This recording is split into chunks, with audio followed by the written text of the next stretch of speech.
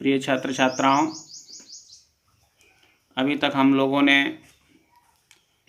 Matrix का योग, अंतर, गुणन, सममिताव्यूह, विषम सममिताव्यूह आदि सीखे हैं। आज हम आपको कुछ और कठिन प्रॉब्लम्स की तरफ लेके चलेंगे। आइए आज की क्लास की पहली प्रॉब्लम देखते हैं। ये बड़ा इम्पोर्टेंट प्रॉब्लम है, इनको बड़ा ध्यान से देखिएगा।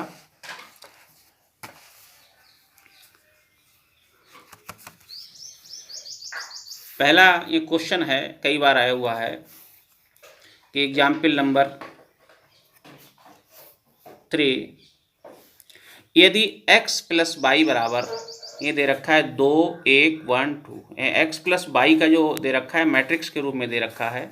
इधर 2x माइनस वाई बराबर 1 2 2 1 है, तो x तथा y के मान ज्ञात कीजिए। अगर इस तरीके से मैट्रिक्स के x प्लस वाई बराबर और 2x माइनस वाई बराबर इतना है, तो इसमें x तथा y के मान ज्ञात कीजिए।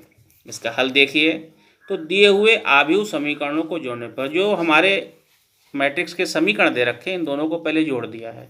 देखिए इधर LHS जोड़ोगे तो x प्लस के वाई प्लस दूसरी मैट्रिक्स की जो मैट्रिक्स की समीकरण दे रखी उसकी LHS ले ली, LHS जोड़ दिया है और RHS को हमने जोड़ा है। जब इसको जोड़ा है, देखो ये y प्लस का, ये वाला y माइनस का है, तो y से y कट जाएगा, x और 2x 3x बराबर सेम पोजीशन वाले एलिमेंट से सेम पोजीशन वाला एलिमेंट जोड़ देते हैं। तो 2 को 1 से जोड़ेंगे, कितना हो जाएगा 2 प्लस 1, 1 प्लस 2, 1 प्लस 2, 2 प्लस 1, इसको जोड़ेंगे तो 2 और 1 3, 1 और 2 3, 1 और 2 3, 2 और 1 3, ये 3x बराबर इतना आ गया है। अगर हम x बराबर निकालेंगे तो इस 3 से भाग कर देंगे, 3 आ जाएगा बटे में। अब 1/3 3 3 3 3, 1/3 की मल्टीप्लाई इस वाले एलिमेंट से, फिर इस वाले एलिमेंट से, फिर इस वाले एलिमेंट से, फिर इस वाले एलिमेंट से।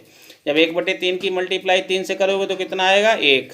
जब 1/3 की मल्टीप्लाई 3 से करोगे तो कितना आएगा 1। जब 1/3 की मल्टीप्लाई 3 से करोगे तो कितना आएगा 1। जब 1/3 की मल्टीप्लाई 3 से करोगे तो कितना आएगा 1। अब पहले समीकरण को जरा ऊपर ध्यान से देखिए, यहाँ पर दे रखा था x प्लस वाई बराबर इतने। अब हम इससे y का मान निकालेंगे और x को दूसरी तरफ ले जाएंगे।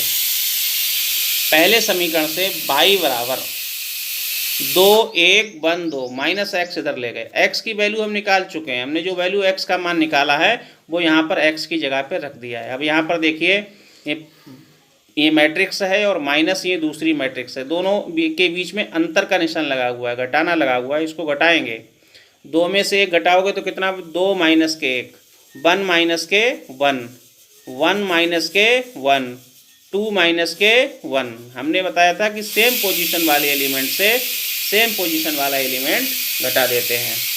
अब 2 में से घटाओ कितना बचेगा 1, 1 में से 1 घटाओ कितना बचेगा 0, 1 में से घटाओ कितना बचेगा 0, 2 में से घटाओ कितना बचेगा 1।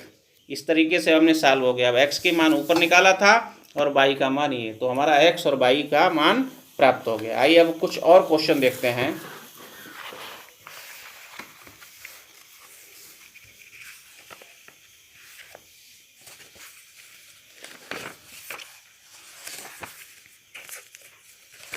कुछ इम्पॉर्टेंट क्वेश्चन हैं, इन पर जरा आज विचार करते हैं।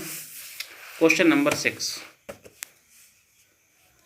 इसमें ये दे रखा है कि A बराबर एक मैट्रिक्स दे रखी है 1 2 3 3 -2 1 4 2 1 है, तो दर्शाइए कि AQ माइनस के 23 से -40i बराबर 0।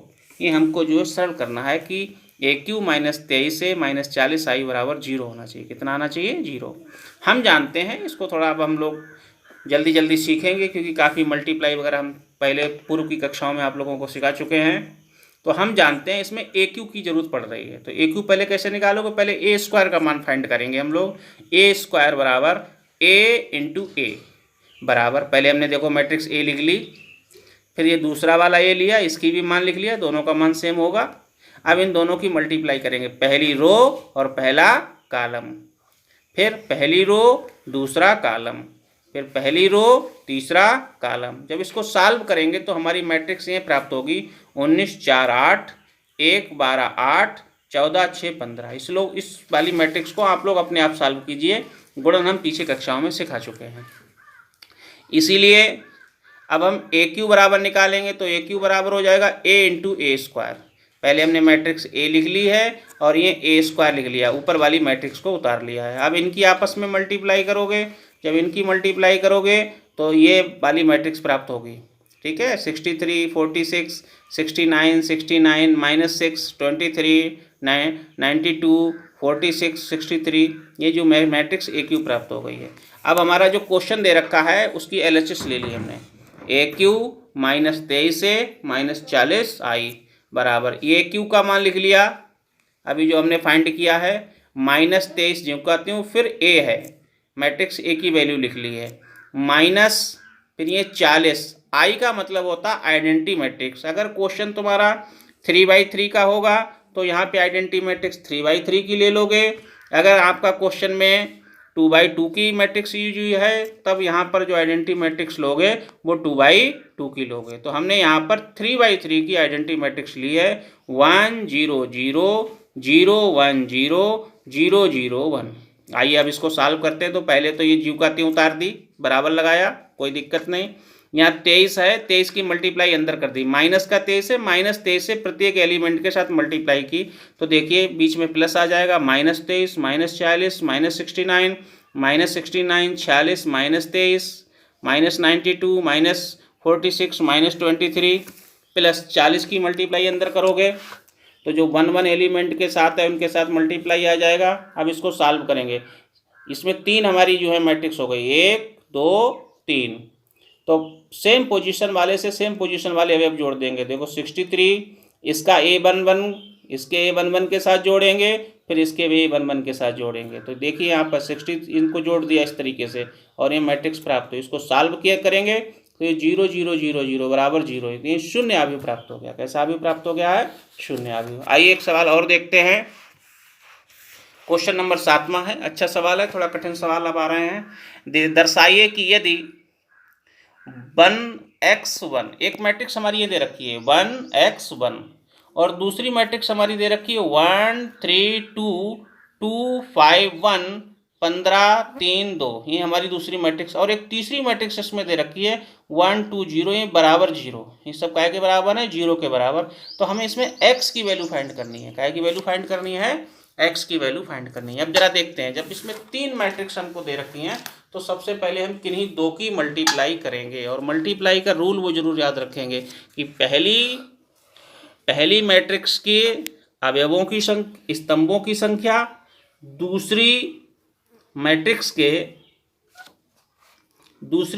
के पंक्तियों की संख्या के बराबर होगी, तभी गुणनफल संभव है। जरा देखते हैं ध्यान से, हल को देखिए। पहली मैट्रिक्स देखो ये कितनी दे रखी है? 1x1, इसका आर्डर देखोगे 1/3।